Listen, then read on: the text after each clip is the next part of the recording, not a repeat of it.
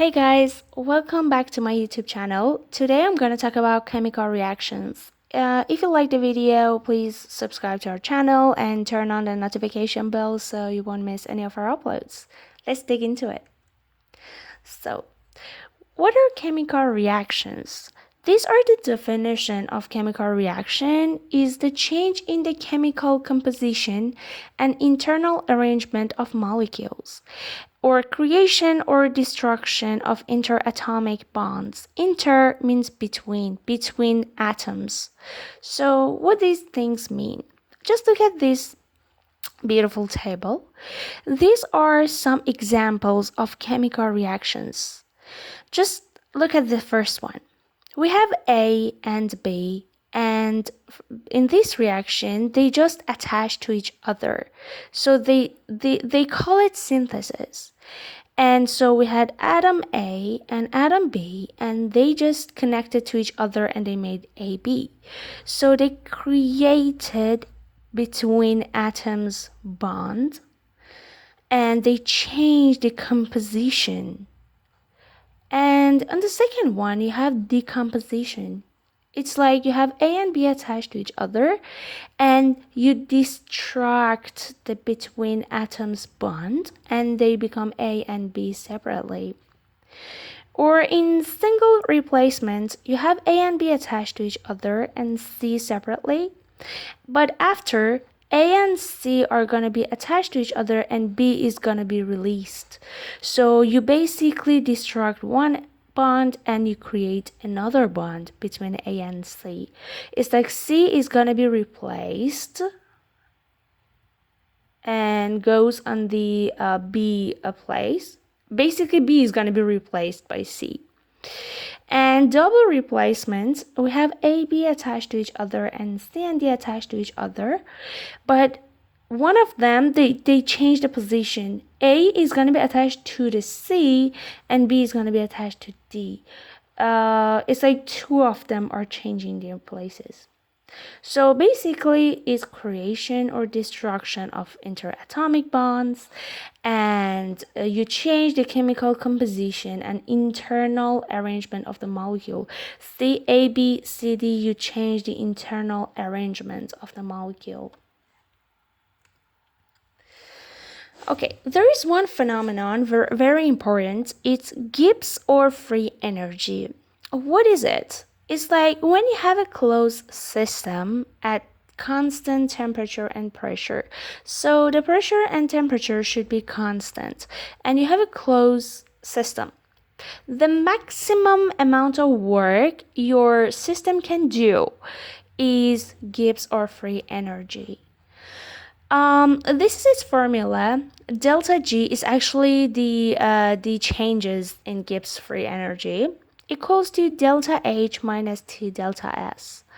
H is enthalpy, so delta H is changes in enthalpy. T is the temperature in Kelvin, and delta S is changes in entropy. For enthalpy, basically you cannot measure enthalpy itself. Like you cannot measure enthalpy H, but you can measure the changes in enthalpy. So delta H is you can calculate it, and it equals to amount of heat your system gains or gives to the environment in the constant pressure. So your system is in the constant pressure and the heat is gonna be delta H. And about the entropy, the definition is like an entropy. It corresponds to degrees of disorders or randomness in the system. Just look at this one. You can say which atom is where and where it wants to go. It doesn't have that much space to go, so it has very low entropy because it's not that random and the degree of disorder is not that much. But in here you have a lot of atoms separately. So it's really random. You don't know which atom is gonna go where, and they're gonna and the degree of disorder is really high. So the entropy is high here, but the entropy here is low. We have an example here. Plus A plus B equals C plus D. And here we have the Gibbs energy. Just imagine A and B are here and C and D are here. If if the reaction goes from A plus B to C plus D, because they have lower Gibbs energy, the delta G, like the changes in G, is G2, this one, minus G1. And because this is lower, so delta G would be minus. And it's called spontaneous reaction. These happen on its own. Like the nature likes the reactions with negative delta G. And if you go the other way, C plus D goes to A plus B, so the reverse reaction, delta G would be positive, so it doesn't happen spontaneously. We have two phenomena, irreversible and reversible. Irreversible is when you have A plus B goes C plus D.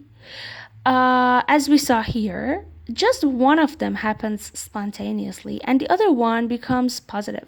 If you go this way, delta G is minus. Just imagine like minus 2. And the other way around is positive 2. So it doesn't happen from this way to this way. So just A and B become C and D spontaneously. So delta G is minus. So it's irreversible. When you have reversible reactions, A and B gives C plus D. The only way that this can happen is delta G is 0, because if one of them is negative, the other one is going to be positive, and it doesn't happen spontaneously. So the only number that this can happen is delta G equals to 0. So now we have our reactions, and we want to know about its velocity or rate, and like how fast or slow the reaction happens. Of course, this velocity, we talk about it in the constant temperature and pressure.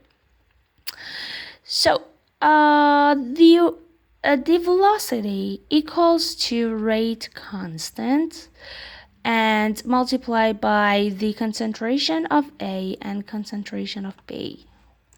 Concentration of A, concentration of B. And the rate constant is anything else than the concentration of AB that the velocity depends on. Like the temperature. If you increase the temperature in most reactions, the reaction is gonna happen faster. So the rate constant depends on temperature. It's all the other parameters that the velocity depends on, but not the concentration of A and B. Just imagine this is if we have this one, as you can see in the reversible reactions, just imagine the V1 is the red one, so is this reaction is the rate of A and B gives C and D. And V2 is the other one, is C plus D gives A and B. If we imagine this reaction, the reverse reaction, this is forward reaction, the A and B gives C and D, and this is the reverse reaction, C and D gives A and B. So V2 is the velocity of a reverse reaction. So it's K2, they're different, another rate constant, and C and D. See, if you imagine this reaction, it's going to be K multiplied by C and D, the concentration of them. So when you start the reaction, the the A and B, you put some A and B. And this A and B is gonna do the reaction, are gonna react to each other and give more and C and D, more C and D. And the C and D become, the concentration of C and D is gonna be higher and higher. And when it becomes higher, they start to do the reverse reaction more and more. So the velocity of A and B gives C and D. And so when you add A and B, and they are producing C and D, the amount of A and B is gonna decrease. So the velocity of the forward reaction is gonna decrease because the concentration of these two decreases. But at the same time, the concentration of C and D are increasing, so that increases the velocity of the reverse reaction. So we can see it on this table.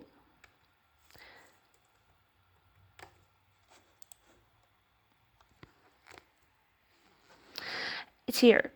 So V forward is really high, but after B and A are producing more C and D, the concentration is going to be lower, so the rate is going to be lower. But on the other hand, the reverse reaction, the V reverse, because you produce more C and D, so the velocity of the reverse reaction is going to increase and increase. And at some point, the V forward is going to be equal to V reverse. So, and we call that point equilibrium. It means when you look at the reaction, the same amount of A and B that is going to produce C and D, exactly the same amount of them is going to produce A and B. So in that case, when you look at it, you don't see any differences. When you just look at it without a microscope or something, you just see the reaction stops, because exactly when like 2 moles of A and B are getting produced, exactly 2 moles of A and B are getting used for producing C and D. So it's like -2 + 2, and it's 0 macroscopically. But macroscopically, these reactions are happening at the same velocity here, and we call it equilibrium. Yeah, that's it for today. Thank you for watching. Bye.